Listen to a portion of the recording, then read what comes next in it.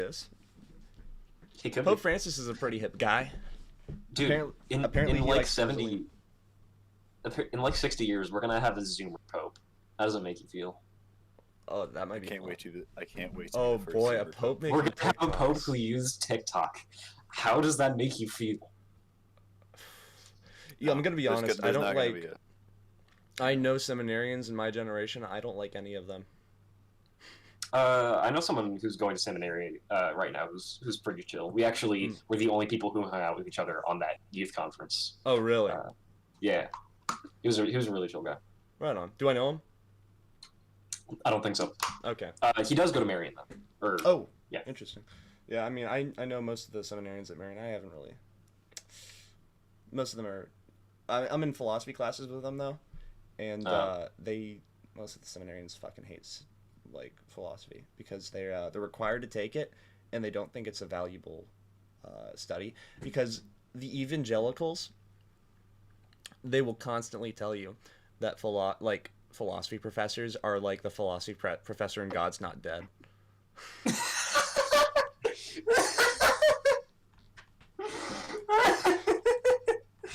That's the complex though. That's the mindset of these people.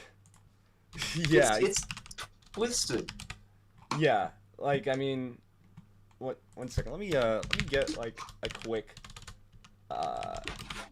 They desperately just want to be victims. It's so. That's like half the college professors I've met. What? For real.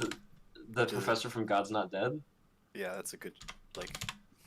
I can think of a few on hand. I'm trying to see if I can They find suck. that clip of the professor telling the kids to write down "God is dead." This is what evangelicals think philosophy professors are. I'm gonna see if I can get exactly where I want to be because I only get to do like 15 seconds of this before I get a copyright strike. Fine, 0. This semester I propose that we refuse to waste our limited time together debating the existence of the big man in the sky. Fill in the papers I've just given you with 3 little words. God You should go to seminary. dead. That is. I'm sure I'd fit in. That's what. You would fit right in. Sure That's I what would. they think philosophy is. Philosophy class is actually, you know how when you used to mess up in school, like back in the 90s or something, the teacher would punish you by making you write after class words on a chalkboard over and over again. And Yeah. for me, my mom made me do this sometimes on a notebook until I realized that she had no power over me. What a healthy thing to live. That's actually, I could confirm as a philosophy major, that's actually all we do. We actually just write down God is dead over and over again on our paper. I've been to college. I know how this works. Yeah, I've been to college. I'm a philosophy major. I know exactly how this works. And that's why seminarians hate philosophy class so much because they pretty much just have to keep writing God is dead over and over again. But they're also studying classes that say the opposite of that. And in So theology it's class, very confusing. in theology classes, they actually just write God is not dead over and over again. And that's kind of like what the whole theology sector is. Yeah. Fascinating. So, yeah, I mean, that's the problem. I'm Luke on Pine. He's not talking about. He's talking about the professors that we, or the seminarians that you named, or I don't even remember. I He's think just he was being- talking about seminarians. He's just being obnoxious. Talking about seminarians. I That's don't that's even- what he does. Who is on Pine? He's very good at it. I don't know him. He's somebody that we know through D&D. Ah, I see. Okay, He's a cousin of a mutual friend of ours. I see. Yeah. I hope I didn't just roast him. Don't worry about it. He deserves it. Yeah, no, Finn can vouch for that. I gotcha. I don't know what you're talking about. Naturally. Yeah, no, I would just be awkward if he's in my philosophy class or something. But yeah, no, I mean, yeah, I mean that's a big problem. I think like seminarians do need to be a little bit better about like learning those kinds of like on a serious note where I'm not like just ripping on seminarians. They do need to start taking that more seriously, the whole philosophical endeavors, because they can't really relate to people on a secular level otherwise. And if you can't relate to people on a secular level, what's the fucking point of being a priest, you know? Yeah. Because the whole point is being able to Evangelize. be a bridge from the divine to like the secular world, like tell the people in their terms what it means to be a Christian. Yeah. And if you can't do that, I mean, you're not really a great priest, unfortunately. And then go ahead. I think that kind of has parallels with there's this anecdote about John Paul II walking around with like a copy of the Communist Manifesto or something, some communist literature. I'm not sure what it was, and people were getting so outraged. How could you carry around a book like this? And he's just like, for book learning. Yeah, exactly. To know your shit. This is a yeah. Yeah, the idea of just insulating yourself from anything that is contradictory is so prevalent. It's so toxic. Everybody does it. I don't understand it. Oh yeah, for sure. It's rough, and we really need to get rid of that whole mentality. I mean, there's still like Christians out there that are like evolution destroys my faith in God, so it can't be true, you know?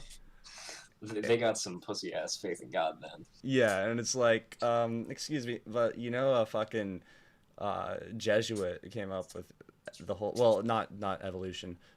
Jesuits came up with the Big Bang. Yeah, Jesuits came up with the Big Bang. So I mean, what's your problem with the Big Bang? And it's then mostly Protestants. Well, yeah. But Charismatic renewal Catholics too, because they're essentially Protestants.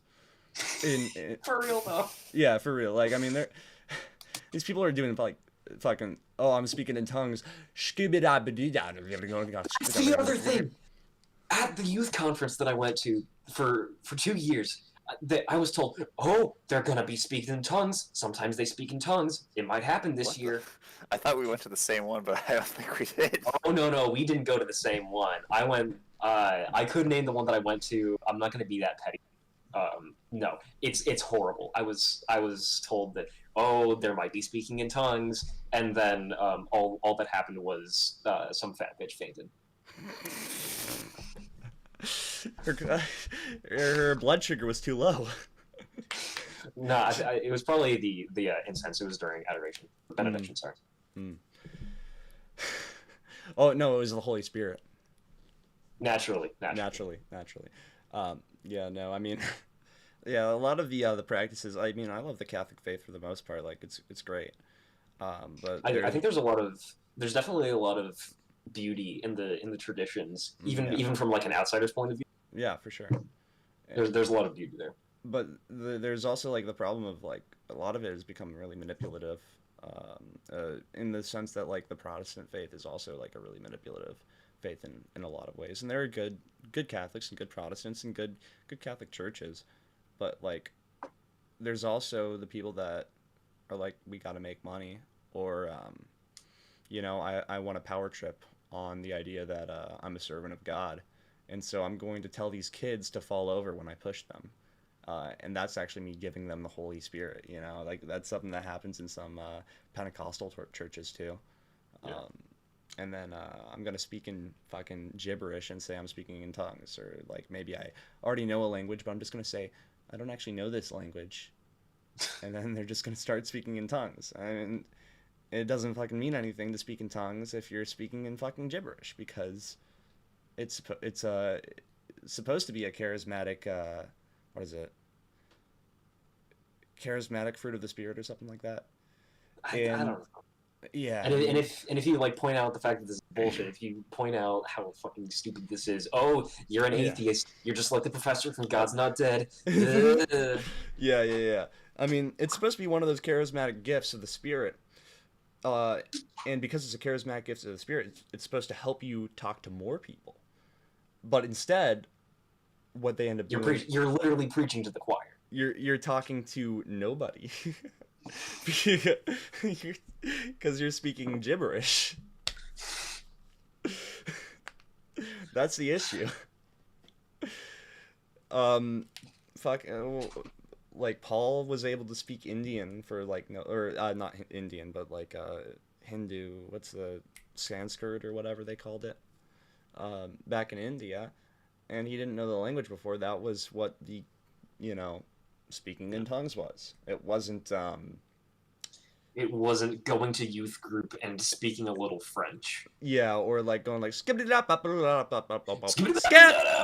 Scat man.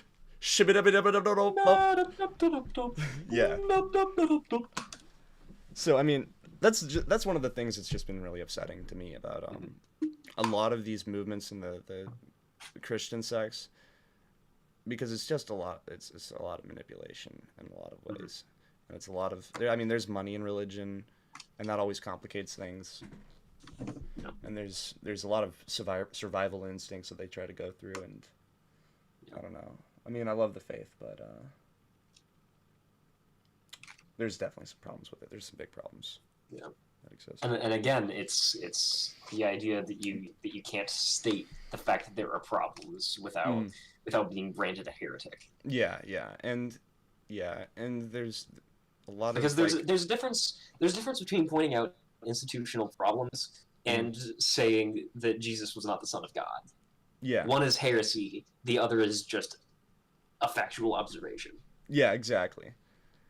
And yeah, I mean, people just they don't understand it or something. Part of it's that one of the things that you really have to do in some ways with religion is you just got to not think about it that much. And when you try to tell people to think about religion and think about what they're actually doing, then they get a little bit defensive, because I mean, in a way, there's like a blind faith that you have to have in some ways, but that should also be informed by reason in some ways. And if you don't do that, then if you don't realize that second qualifier, then any argument against what you do believe is heresy. Yeah, it's kind of paradoxical in that sense. Mm-hmm. Yeah, for sure. There's a something, balance there.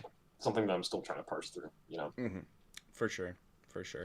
And that's the thing. Like, I don't think there is ever, like, in our lifetime on this earth, if there is ever an end to that period of trying to parse through everything, and we've like convinced ourselves that one day we're gonna have it figured out or not. Mm-hmm. Yeah. And I mean, there's people that spend their entire life trying to figure out theology, and I mean, it's not possible to get a solid answer at any point in your life, but